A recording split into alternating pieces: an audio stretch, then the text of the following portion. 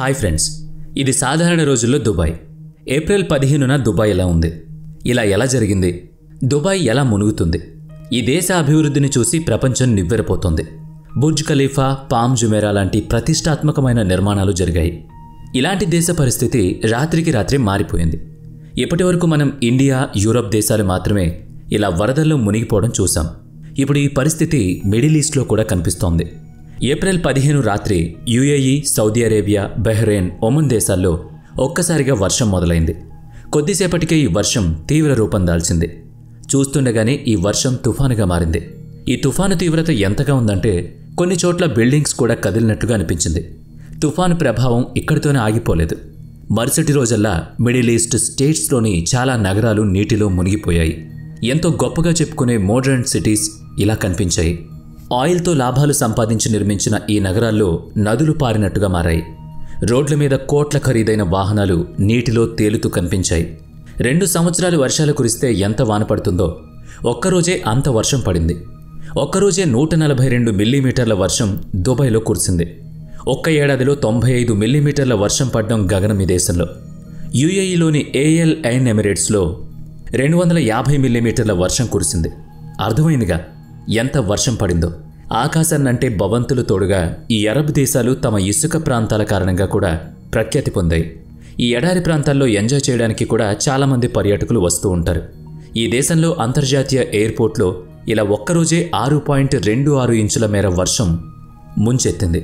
ఇది నార్మల్ అని మీరు అనుకుంటే కాదని చెప్పాల్సి ఉంటుంది. వాతావరణ సమాచారాన్ని అందించే వెబ్సైట్ theweatherman.com ప్రకారం ఇక్కడ ఇంత వర్షం 2 ఏళ్లలో కురుస్తుంది.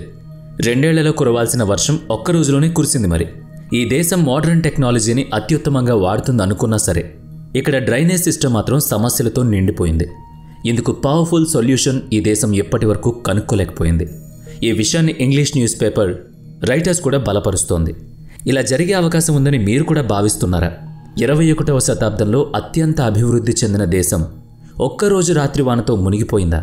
వెదర్ వెబ్సైట్ వారి సమాచారం ప్రకారం పెన్సులాలో చెలరేగిన తుఫాన్ ఒమన్ వైపు ప్రయాణిస్తూ ఉండింది. దీని డెన్సిటీ పెరగడంతో ఆ ప్రభావం మిడిల్ ఈస్ట్లోని అనేక దేశాల మీద కూడా పడింది. దీని ప్రభావం ఒమన్లో చాలా ఎక్కువగా కనిపించింది. దుబాయ్ కూడా ఈ వరదల్లో మునిగింది. 3 రోజులు వానలు ఈ దేశాన్ని అతలకుతలం చేశాయి. అయితే ఈ పరిస్థితి వెనుక ప్రకృతి కన్నా పాలకులు చేసిన విధానాలే ఎక్కువ కారణమనేది పెద్ద వాదన. ఈ మాట ఎందుకు చెప్తున్నామో కూడా వివరంగా తెలుసుకుందాం పదండి. గల్ఫ్ దేశాలు అక్కడ ఆయిల్తో ఎంత ప్రాచుర్యం పొందాయో అక్కడ వేడి కారణంగా కూడా అంతే ప్రాచుర్యం. ఈ వేడి నుంచి రక్షించుకోవడానికి ఈ దేశం ఒక పద్ధతిని పాటిస్తుంది. అదే క్లౌడ్ సీడింగ్, కృత్రిమ మబ్బులతో వర్షాలు. యుఏఈ దేశాల్లో కురిసిన ఈ వర్షాలు క్లౌడ్ సీడింగ్ ప్రభావమే అని చాలామంది విశ్లేషకులు భావిస్తున్నారు. అసోసియేటెడ్ ప్రెస్ కూడా తన రిపోర్ట్లో క్లౌడ్ సీడింగ్ కోసం ఒక ప్లేన్ని పంపిందని తెలిపింది. దీని ప్రభావమే ఇంతటి వర్షాలని చెప్పింది. మిడిల్ ఈస్ట్ దేశాల సమస్యకి కూడా ఇదే కారణమైంది. అసలు క్లౌడ్ సీడింగ్ అంటే ఏంటో తెలుసుకుందాం. How nature is forced that it rains forcefully. మనిషి ఈ భూమి మీద మాట తెలిసిన జంతువు, తెలివైన ప్రాణి. తన తెలివితేటల్ని మనిషి అనేకసార్లు నిరూపించుకుంటున్నాడు కూడా. వ్యవసాయోత్పత్తులు పెంచడానికి కెమికల్స్ వాడడం, జంతువులకు హార్మోన్స్ ఇంజెక్షన్స్ చేయడం, ఇలాంటి పనులు చేస్తూ మనిషి తనకి తాను దేవుడిగా చెప్పుకుంటున్నాడు. చిన్నప్పుడు చదివిన వాటర్ సైకిల్ కూడా అస్తవ్యస్తమైంది. క్లౌడ్ సీడింగ్ గురించి తెలుసుకోవడానికి రాకెట్ సైన్స్ ఏం అక్కర్లేదు. చాలా సులభంగా ఈ విషయం తెలుసుకోవచ్చు. సహజంగా వర్షాలు కురవకపోతే కృత్రిమంగా మేఘాలను వర్షాలు కురిసే మేఘాలుగా మార్చే టెక్నాలజీనే క్లౌడ్ సీడింగ్ అని అంటారు. క్లౌడ్ సీడింగ్కి silver iodide, potassium iodide, dry ice, దీన్నే సాలిడ్ కార్బన్ డయాక్సైడ్ అని కూడా అంటారు. అంటే కెమికల్స్ని హెలికాప్టర్ లేదా ప్లేన్ ద్వారా ఆకాశంలోకి తీసుకువెళ్ళి మేఘాల దగ్గరగా వీటిని స్ప్రే చేస్తారు. గాల్లో స్ప్రే చేసిన ఈ పార్టికల్స్ నీటిని ఆకర్షిస్తాయి. నెమ్మదిగా సాధారణ మేఘాల్లాగా కనిపించే ఈ మబ్బులు భారీ వర్షాలు కురిపించే, తుఫాను రగిలించే మేఘాలుగా మారిపోతాయి. చివరికి వర్షాలు కురుస్తాయి.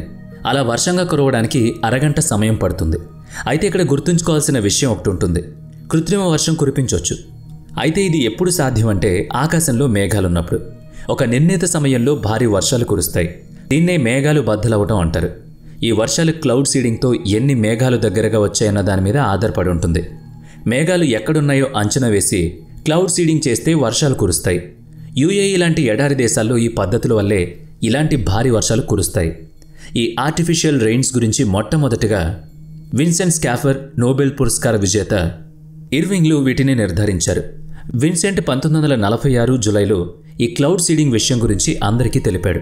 1946 నవంబర్ 13న క్లౌడ్ సీడింగ్తో తొలిసారి న్యూయార్క్ ఫ్లైట్తో న్యాచురల్ మేఘాలను వర్షం కురిసేలా మార్చేందుకు ప్రయత్నం చేశారు.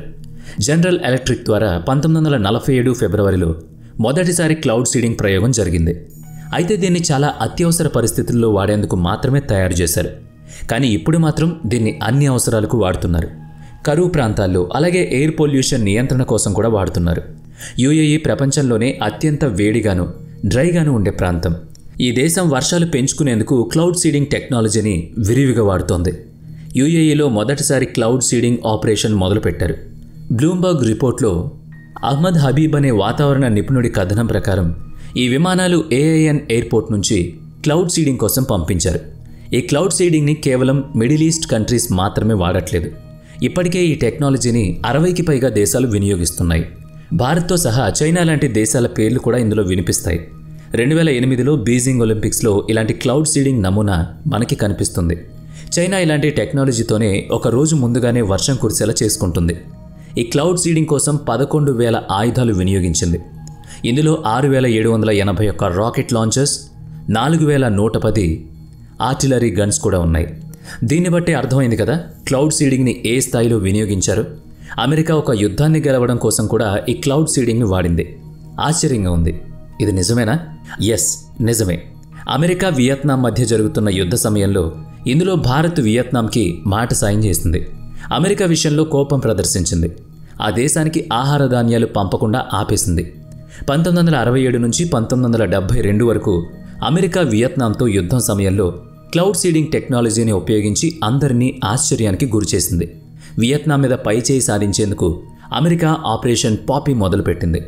అమెరికా వియత్నాంలోని హోచిమిన్ నగరంలో క్లౌడ్ సీడింగ్ టెక్నాలజీతో వర్షం కురిసేలా చేసింది. దీంతో అక్కడ భారీ వర్షాలు, తుఫాన్లు చెలరేగాయి. దీంతో వియత్నాం సైన్యానికి భారీ నష్టం జరిగింది. ఈ క్లౌడ్ సీడింగ్ ప్రయోగాలు దేశంలోనూ చాలాసార్లు జరిగాయి.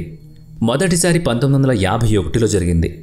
ఆ సమయంలో భారత వాతావరణ శాఖకి నేతృత్వం వహిస్తున్న ఎస్కే చటర్జీ నేతృత్వంలో మొదటిసారి క్లౌడ్ సీడింగ్ ప్రాక్టికల్ని ఉపయోగించారు.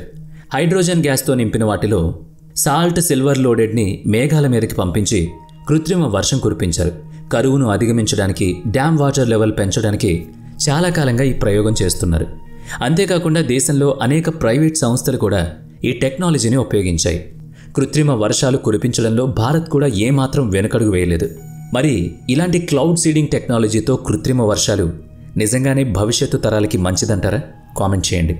ఈ వీడియో మీకు నచ్చినట్లయితే లైక్ చేయండి, షేర్ చేయండి. ఇప్పటి వరకు మన ఛానల్ని సబ్స్క్రైబ్ చేసుకున్నట్లయితే ఇప్పుడే సబ్స్క్రైబ్ చేసుకుని పక్కనే ఉన్న బెల్ ఐకాన్పై క్లిక్ చేయండి. నెక్స్ట్ వీడియోలో మళ్ళీ కలుద్దాం. Thanks for watching.